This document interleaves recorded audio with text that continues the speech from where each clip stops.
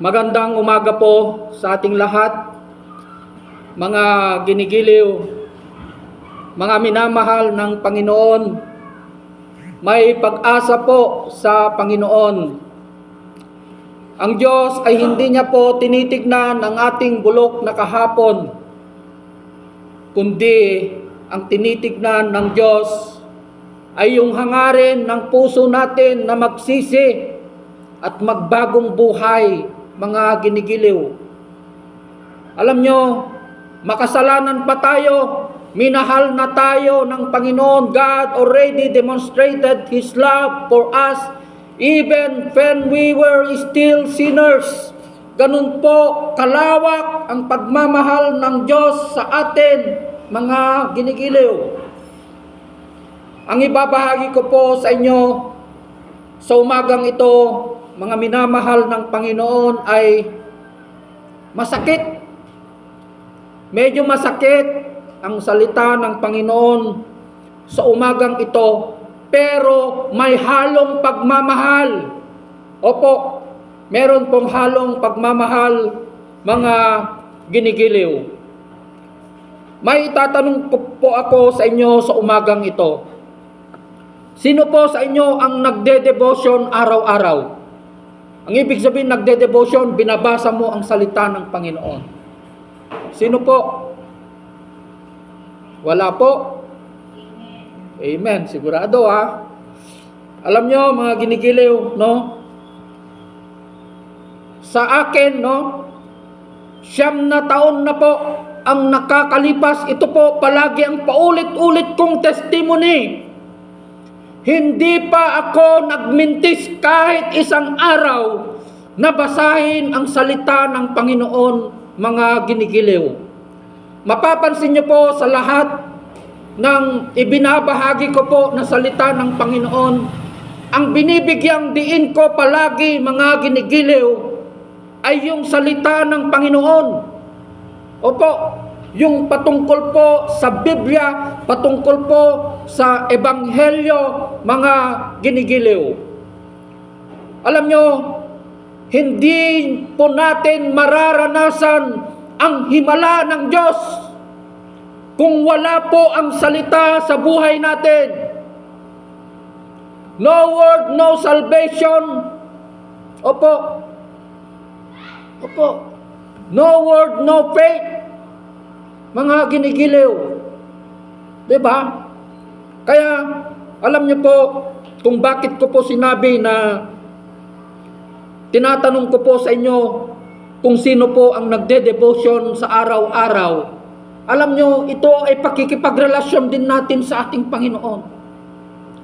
Sa pagbabasa po natin ng salita ng Panginoon, ito ay isang paraan upang makausap po natin ang ating Panginoon, mga ginigiliw, upang magkaroon po tayo ng malalim na ugnayan, intimate relationship with the Lord, mga ginigiliw.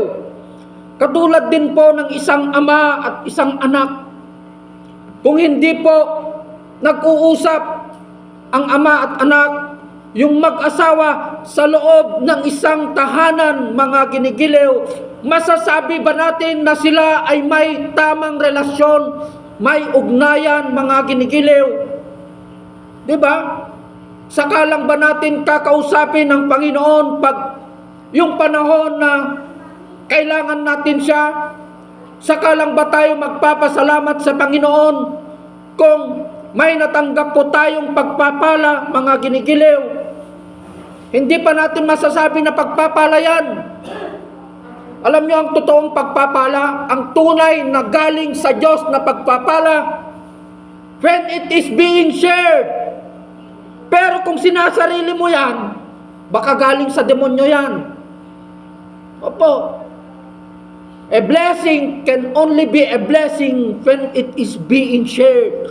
Yung binabahagi mo, yung natanggap mo na pagpapala sa iyong kapwa, mga ginigiliw. Dito po iikot, mga ginigiliw, ang pag-uusapan po natin sa umagang ito, mga ginigiliw. Kaya, Ang katanungan ko po, bakit maraming tao ang hindi sumusunod sa ating Panginoon, sa ating Panginoong Diyos, mga ginigiliw? Bakit maraming tao, hindi lang yung mga unbeliever, kundi meron ding mga Kristiyano ang hindi sumusunod sa ating Panginoong Diyos, mga ginigiliw? Opo. Alam niyo po, ang isang kadahilanan kung bakit sila hindi sumusunod, mga ginigiliw, dahil wala sa kanila ang salita. Diba? Opo, walang salita sa kanilang buhay, mga ginigiliw. Iyon ang isang kadahilanan kung bakit tayo minsan lumalayo tayo sa presensya ng Panginoon, dahil hindi tayo nakatayo sa salita ng Diyos, mga ginigiliw. Kung bakit walang sumusunod. Diba? May mga nagsasabi na sila ay Kristiyano, mga ginigiliw, pero yung kanilang kaparaanan, yung kanilang konsepto, mga ginigiliw, ay maling-mali po, mga ginigiliw. Diba? Mali po yung kanilang konsepto ng kanilang pakikipagrelasyon sa ating Panginoon. Kaya nga sinasabi ko po sa inyo, no? Na kung ikaw ay kakanta para sa Panginoon, kung hindi ka nagdebosyon, sino ang kinakantahan mo? Sino ba ang kinakantahan natin kung hindi po tayo nagdedebosyon, mga ginigiliw? Diba? Sino po ang sinasamba natin na Diyos kung hindi po natin binabasa ang kanyang salita, mga ginigiliw? Opo. Kaya nga, no? Sinasabi niya po alam niyo po kung anong sinasabi niya sa salita ng Panginoon? Sa Matthew 22:37 and 39, nakasulat yata doon. Anong sinasabi po ng salita ng Panginoon? Sa Matthew 22:37 up to 39. Love the Lord your God, sabi niya po, with all your heart, lahat ng puso mo. Ang dami kasi nating minamahal kung napakinggan niyo po yung salita ng Panginoon kagabi. Yung pangangalo niya, di ba? Yung babaeng nahuli sa pangangalo niya. Tayo rin. Ang dami nating inaakusahan na tao, nag-aakusa tayo ng ibang tao, mangangalo niya yan. Pero tayo rin minsan, mangangalunya din tayo dahil sa dami ng minamahal natin na mga bagay-bagay dito sa mundo, mga ginigiliw. Diba? Opo. With all your heart, with all your soul, with all your mind. Panginoong Diyos ba ang iniisip natin araw-araw? Kinakausap ba natin ang Panginoon sa pamamagitan ng kanyang salita sa araw-araw po nating pamumuhay, mga ginigiliw? Opo. With all your strength, sa lahat ng iyong kalakasan. Diba? Opo, sa lahat ng lakas natin. Glory to Him alone. Diba? Kaya natatandaan ko po yung, alam nyo yung foreman, first time na makita ko po sila, yung foreman ng engineer dito sa church na ito, pagpunta ko dito, talagang pinapawisan na siya. Tapos sabi ko sa kanya, ang sipag mo, sabi ko, ang sipag mo naman bro. Sabi ko po sa kanya, para sa pamilya, pastor, nagsisipag ako para sa pamilya, sabi niya. Eh di wow, sabi ko sa isip ko, hindi naman niya alam ang salita ng Panginoon eh. Di ba? Gagamitin mo ba yung kalakasan mo para sa iyong pamilya?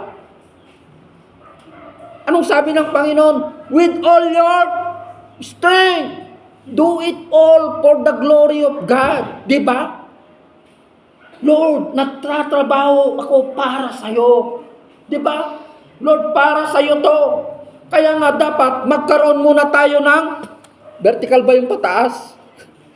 Dapat magkaroon muna tayo ng vertical relationship sa taas sa Panginoon. Ang ibig kong sabihin, mga ginigiliw, dapat magkaroon muna tayo ng tamang relasyon, vertical relationship sa taas, upang sa ganon, pag tama na po ang relasyon natin sa taas, ibibigay ng Diyos ang tamang relasyon natin horizontally. Ibibigay niya yung tamang relasyon natin sa ating pamilya, sa ating kapwa, mga ginigiliw. Diba? Maraming nagsasabi, mahal nila ang Diyos. Diba? I love God. Pero ayaw naman nilang mahalin yung kapwa nila. Diba? Paano mo sasabihin na mahal mo ang Diyos na hindi nakikita? Yung kapwa mo na nakikita mo, dalawang mata mo, hindi mo kayang mahalin. Diyos pa kaya na hindi nakikita, mga ginigiliw. Diba? Opo. Kaya wag nating gawin na religion ang pagiging born again, mga ginigiliw. Wag po. Opo, wag nating gawin na religion ang pagiging born again, mga minamahal ng Panginoon.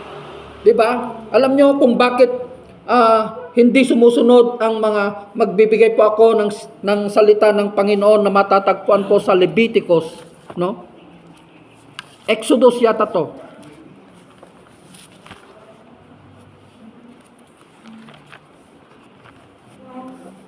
Exodus 5:2. Ito po yung kwento, mga ginigiliw.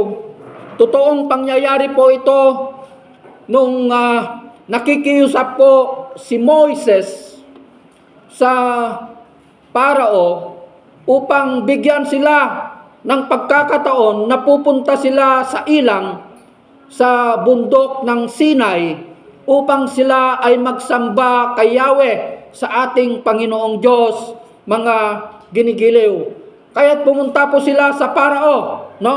Dahil alam naman natin na yung mga Israelita, sila po ay nanirahan sa Ehipto ng matagal na panahon, mga ginigiliw. Pero sa tagal ng panahon ng kanilang pag-stay sa lugar na yon, pinapahirapan na sila ng mga Ehipsyo, mga ginigiliw, because that is yun ang lugar nila. Diba? Yun ang kanilang bayan, yun yung kanilang lugar na kung saan sila ay nakatira. Yung mga Israelita, galing ito sa angkan ni Joseph, di ba? Kaya doon sila dumami sa Egypt, mga ginigiliw. Kaya nung masyado ng Jacob ba yun? Jacob pala. Kaya nung masyado ng matagal na, nakalimutan na nila yung kagandahang loob, yung ginawa ni Jacob ba yun talaga? Yes, okay, sige. Ngayon, no? Ang nangyari, mga ginigiliw, nung magtagal na po, pinapahirapan na po nila yung mga Israelita sa lugar na yon until such time na sa kapanahunan ng ating Panginoong nung kapanahunan po ni Moises, mga ginigiliw, ginagamit na po siya ng Panginoon upang dalhin ang kanyang bayan sa kanyang ipinangako na lugar, mga ginigiliw, sa Kanaan or sa Israel, mga ginigiliw. Pero sa pagkakataon na ito, ayaw silang payagan ng Ehipsyo na ito, yung Parao na ito, mga ginigiliw. Basahin po natin, no? Sa Exodus 5. Pagkatapos nito, nagpunta sa Paraon sina Moises at Aaron. Sinabi nila, ipinapasabi ni Yahweh, ang Diyos ng Israel, na payagan ninyong pumunta sa ilang ang kanyang bayang Israel upang magpista bilang parangal sa kanya. Sabi niya po dito, mga minamahal ng Panginoon. Ito ang sagot ng Parao na ito. Sinong Yahweh? Sino siyang mag-uutos sa akin na payagan kong umalis ang mga Israelita? Wala akong kilalang Yahweh. Hindi ko papayagang umalis ang mga Israelita, sagot ng Paraon, mga ginigiliw.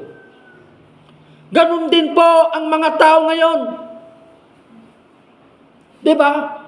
Ayaw nilang pakinggan, sundin ang salita, ang utos ng Panginoon patungkol po sa kanyang mga salita. Sa totoo lang po, kung nagbabahagi ka po ng salita sa mga tao, kung minsan ang dami po nilang rason, maglalaba muna ako, pastor, ang dami, parang gusto ka na nilang paalisin, di ba? Yun po yung gusto nila. Hindi nila alam na yung salita na sasabihin mo sa kanila, yun ay mensahe ng Diyos para sa kanila.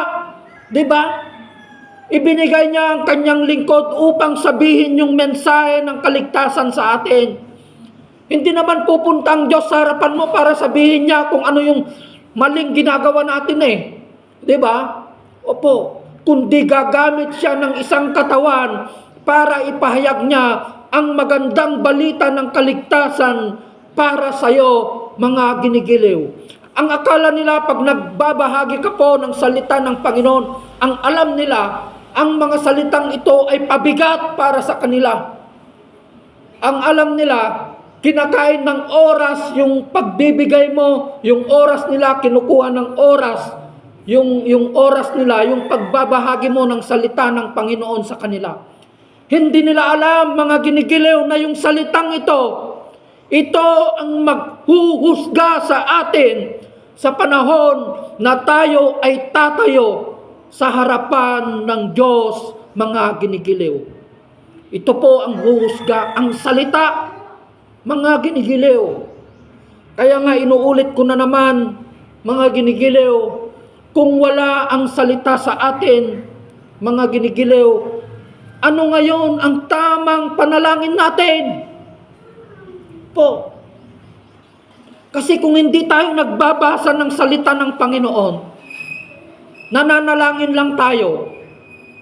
Alam nyo kung ano ang laman ng panalangin natin kung wala po tayo sa salita ng Panginoon? Puro dawat, puro hingi. Lord, gusto ko ng ganito, gusto ko ng ganito, gusto ko ng ganito. Puro ganun na lang yung laman ng panalangin natin. Kasi hindi tayo naka-align sa salita ng Panginoon. Pero kung naka-align po tayo sa salita ng Panginoon, binabasa po natin ang salita ng Panginoon, sasabihin niya po kung ano yung tamang panalangin sa atin sa araw-araw, mga ginigiliw. Kaya nga anong sabi niya sa Matthew 6:33, seek first the kingdom of God and His righteousness. Paano ba yung pagsik natin ng kaharian ng Diyos at ang kanyang katuwiran? Through the word, sa pamamagitan lamang ng kanyang salita, mga ginigiliw. Diba? Napakaraming paraan kung paano ko po ibinahagi ang kahalagahan ng salita ng Panginoon. Kung pinapakinggan nyo po yung mga ibinabahagi ko po sa Facebook page ko na ang salita na ito ang kapangyarihan ng Diyos sa atin ngayon. Ito, yung kapangyarihan na ito ang pumatay sa isang tao na humawak sa kariton na kung saan nakasakay ang Ark of Covenant, yung kaban ng tipan. Opo. Nung hinawakan niya yung Ark of Covenant na yun, na kung saan nandun ang kapangyarihan ng Diyos, andun yung mana, andun yung tungkod ni Aaron, andun yung kasampung kautusan, na sino mang makakahawak ng kaban ng tipan na yun ay mamamatay. Ang pwede lamang humawak ng kaban ng tipan na yon ay walang iba kundi yung mga punong pari at mga Levita, mga ginigiliw. Kaya't nung aksidenteng nahawakan ni Uza, nagalit ang Diyos, pinatay niya kagad. Di ba? Kaya't yung kaban ng tipan na yon, hindi po naiawi ni David sa Jerusalem. Dinala po nila ito sa bahay ni Obed-Edom. Kaya't ang ginawa ng Diyos, pinagpala niya yung tahanan na yun. Pinayaman niya. Di ba? Pinayaman niya po. Kaya, ano ang sinisimbolo ng Ark of Covenant na yon? Salita ng Panginoon. Pag dinala mo ang salita ng Panginoon sa tahanan mo, nagba-Bible study ka, Lord, ayaw ko na, masyado ng sobra yung pagpapala na ibibigay mo sa akin. Ikaw na ang aatras. Kasi talagang ibibigay ni Lord yung mga bagay-bagay katulad ang ginawa niya kay Obed-Edom. Diba? Kung tama yung puso mo, kung tama yung pagtanggap mo ng salita, mga ginigiliw sa iyong tahanan. Kaya i-explain ko ito para maraming makalam. Kaya until such time na dumating yung panahon na dinala ng mga pare ang kaban ng tipan sa Jerusalem, gumawa sila ng isang tolda. Andun yung Holies of Holy, andun yung hindi holy siguro. Kaya ang pwede lang pumasok sa Holies of Holy kung saan nakalagak yung kaban ng tipan na yon, yung pinakapunong pari lamang. No? The high priest. Kaya pagpapasok ang punong pari, nilalagyan nila ng tali dito sa kanyang paa. Kasi pag mali ang pag-aalay niya, pagwiwisik niya ng mga dugo ng mga hayop sa mga kasalanan na sinadya at di sinasadya, baka mamamatay doon, masusunog. Kaya ang ginagawa nila, pag hindi na nila mahintay na lumabas yung punong pari, hinihila na nila yung lubid. Kasi patay na pala yung kwan. Hindi tama yung kanyang pag-aalay. Diba? So until such time, dumating, ipinanganak ang Espiritu ng ating Panginoong Hesukristo. Kabayagan po ito ng Diyos Nung dumating ang ating Panginoong Hesukristo, yung kaban ng tipan na yon, nawala na po ng bisa, nawala na po ang kapangyarihan. Bakit nawala? Dahil ang kapangyarihan ng Diyos ay dumating na sa pamamagitan ng ating Panginoong Hesukristo, mga ginigiliw. Kaya't nung namatay ang ating Panginoong Hesukristo, nung siya ay pinako sa cross, nabalin nga na, it is finished. Sabi niya po, nahati ang tabing ng templo. Alam nyo, yung tabing, yung kurtinang ng templo ay napakakapal. Na sumisimbolo, mga ginigiliw, na yung pagkahati ng tabing ng templo na yon, hindi na lang ang punong pari ang pwedeng pumasok sa banal-banalan, kundi lahat tayo na tumanggap sa ating Panginoong Hesukristo. May karapatan na po tayong pumasok sa kanyang kabanal-banalan. Yung kabanal-banalan na yon, walang iba kundi ang ating Panginoong Diyos sa pamamagitan ng ating Panginoong Hesukristo. Nung siya ay namatay, inialay niya ang kanyang buhay. Siya ang naging tagapamagitan natin upang maabot natin ang Diyos. Dahil sobra tayong makasalanan. Diba? Sobra tayong makasalanan. Kaya dahil sa ating Panginoong Hesukristo, nakakabot na tayo sa Holies of Holy, na yung Holies of Holy na yon, walang iba kundi ang ating Panginoong Diyos, mga ginigiliw. Kaya't nung namatay ang ating Panginoong Hesukristo, pagkatapos ng 3 araw, siya ay muling nabuhay. Iyon ang magandang balita na dapat nating sabihin, ipangaral sa ating pamilya, na si Jesus ay namatay at muling nabuhay dahil sa ating mga kasalanan. Yun ang magandang balita na sinasabi dito. Yun ang ebanghelyo, mga ginikiliw. Kaya pagkatapos po ng 40 araw, mga ginikiliw, siya ay umakyat sa langit. Anong iniwan ng ating Panginoong Hesukristo sa atin na kapangyarihan? Ang iniwan niya na kapangyarihan ay walang iba kundi ang kanyang salita, ang Biblia lamang, mga ginigiliw. Ito po, kaya lahat ng preaching ko, palagi kong idinidiin dito. Ito ang salita ng Panginoon dahil dito lamang manggagaling ang pananampalataya po natin Romans 10:17? Opo. Faith comes from hearing and hearing the Word of God.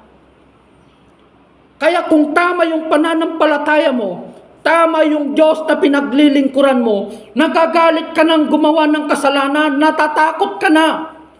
Natatakot ka na, I should say, natatakot ka nang gumawa ng kasalanan. Kasi yung Diyos na sinasamba mo, andito sa loob ng Biblia. Nandito sa kanyang salita, mga ginigiliw. Opo. Kaya yung tao, hindi sila natatakot na gumawa ng kasamaan, kasalanan. Baka yung Diyos na sinasamba nila ay hindi galing sa salita. Kaya nagagawa lang nila lahat yung bagay, kalaswaan, kasalanan, katarantaduhan. Nagagawa natin, nagmumura. Bakit? Dahil wala kang tunay na relasyon sa Panginoon, wala ka sa salita, hindi naka-align yung buhay mo sa salita ng Panginoon, mga ginigiliw. Baka ang Diyos na pinaglilingkuran mo, lumikha ka lamang ng Diyos sa iyong kaisipan, na yung Diyos na yon gusto mo, siya ang susunod sa iyo.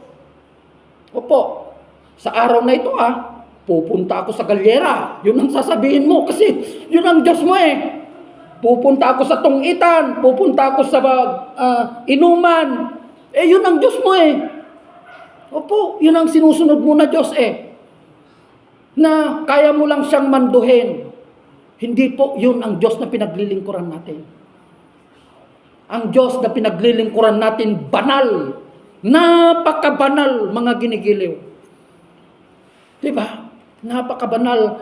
Kaya, ibig sabihin, kung nagagawa mo yung mga bagay-bagay na ito, ibig sabihin mga ginigiliw, wala kang ugnayan, wala kang karanasan sa Panginoon.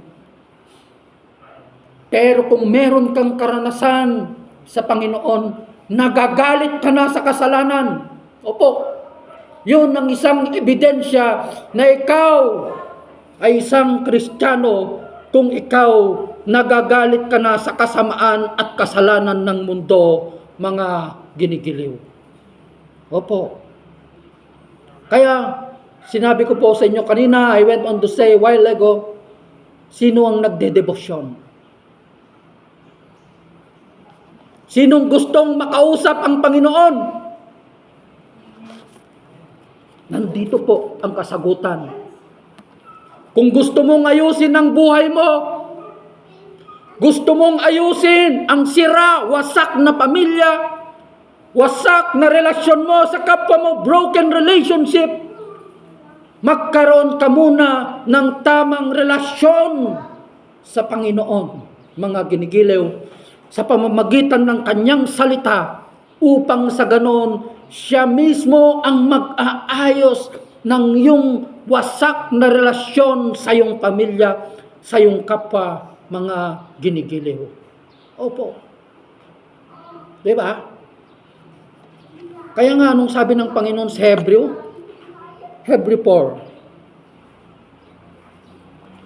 4:12. Alam niyo po ang sabi niya dito?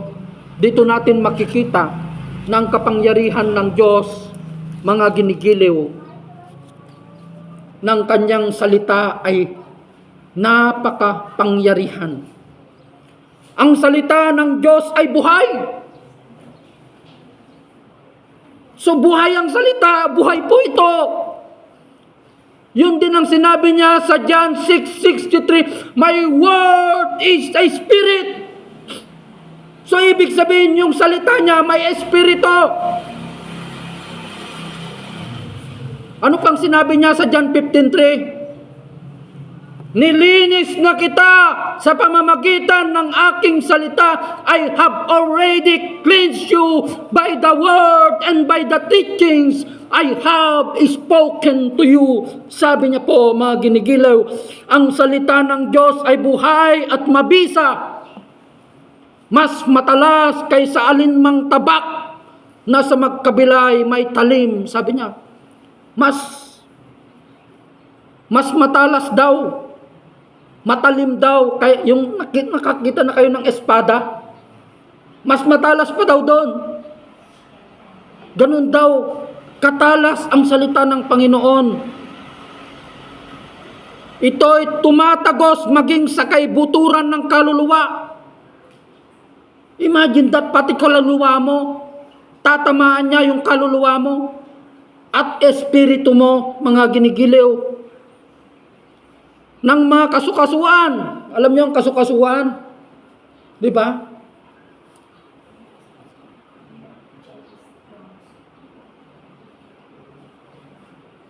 At buto at nakakalam ng mga iniisip at binabalak ng puso.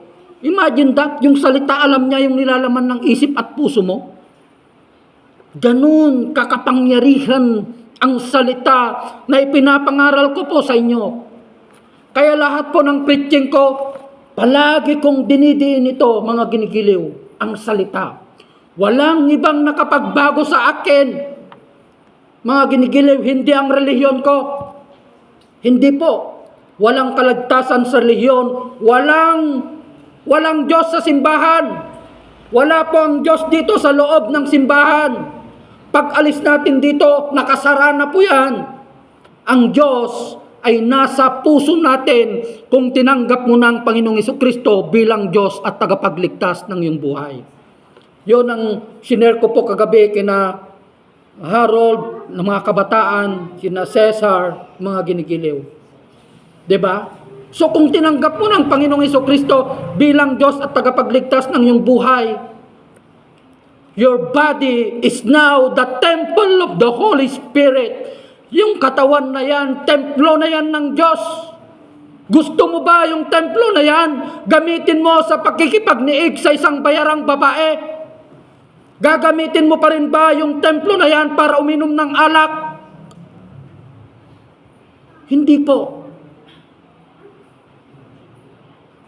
Sapagkat wala nang ibang maiaalay pang muli. Sabi niya po sa Hebreo 10:26. Sapagkat minsan nang inihandog at inialay ng ating Panginoong Jesucristo ang kanyang buhay nung siya ay ipinako sa krus, mga ginigiliw.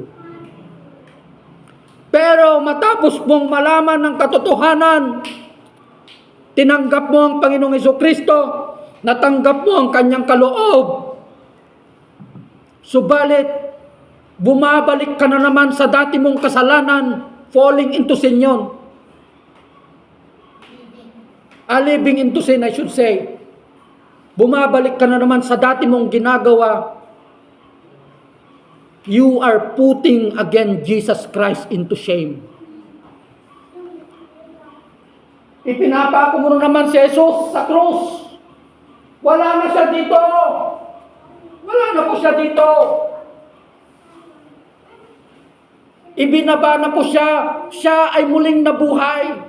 Pero kung binabalik ka sa dati mong kasalanan na ginagawa, ipinapako mo na naman dyan. Nilalagay mo na naman dyan. Sa kahihiyan ang Diyos na pinaglilingkuran natin, mga ginigiliw. Kaya kung napapansin nyo yung kwentas ko,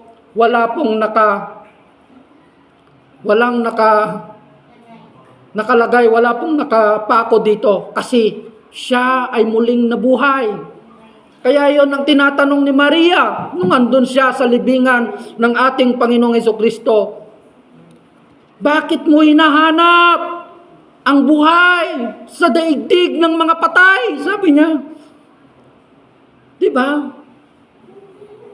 Ang Jesus na hinahanap mo ay muling nabuhay. Magandang umaga sa ating lahat. I hope you are being inspired and encouraged. I-share po natin ang magandang balita na ito ng Panginoon upang marami pa po ang makakatanggap ng grasya at awa ng Panginoon, mga ginigiliw. I love you with the love of the Lord. God bless everyone.